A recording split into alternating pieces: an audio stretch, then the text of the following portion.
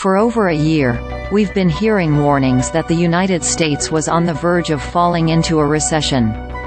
Jamie Dimon, CEO of JPMorgan Chase JPM, is the latest business leader to claim that a recession is on the horizon.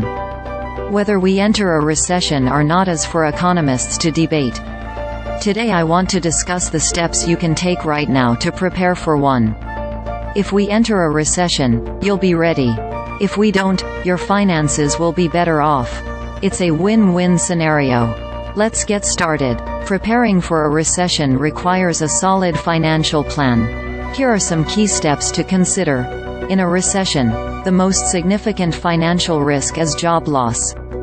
When the economy contracts and businesses earn less, they start laying off employees. Having an emergency fund is essential during a recession.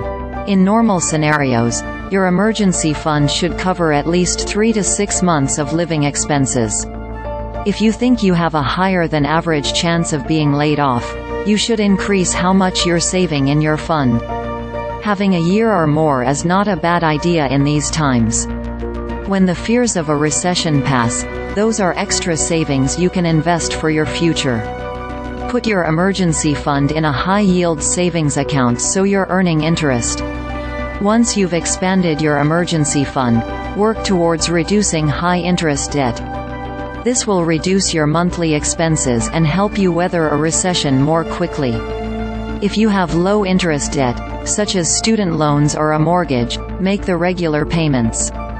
Depending on when you receive the loan, these rates may be lower than what you can get from a savings account or CD. If you can, consider consolidating higher interest debt if you can get it down to a lower rate. It may be difficult in our rate environment, but it could be worth investigating.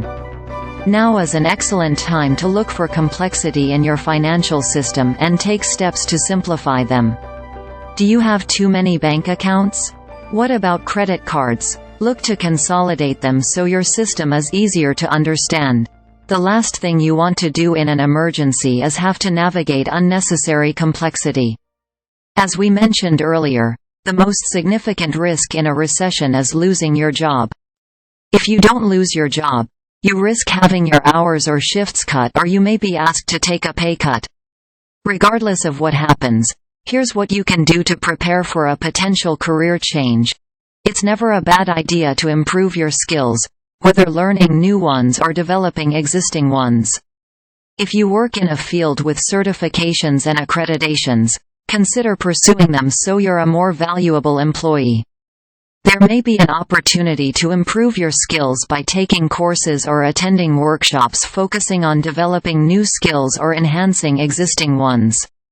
This will not only make one more valuable to their current employer but also make them more marketable to potential employers.